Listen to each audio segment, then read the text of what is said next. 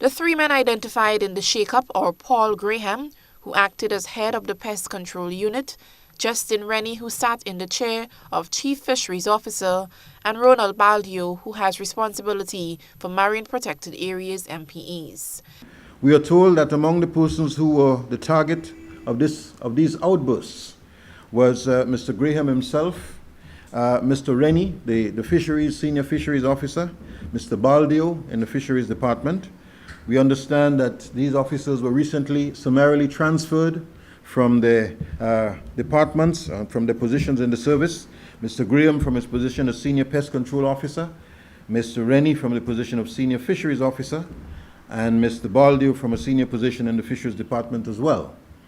In the case of Mr. Rennie and Mr. Baldio, it has even been reported that police were sent to search their homes. According to Burke, information coming to him is that the changes were made following a meeting involving agriculture staff. One of the issues concerning the transfer, one of the allegations surrounding the transfer of Mr. Graham is that he disagreed or he decided in some situation that a shipment of soil should not come into Grenada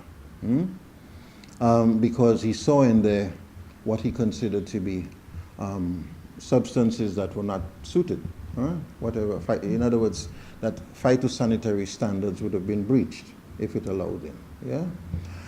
If he takes that decision not to allow it in the exercise of his responsibility as the Chief Pest Control Officer, it should not then be open to a minister of government or anybody else, even at the highest level, the Prime Minister, to simply say, let it in.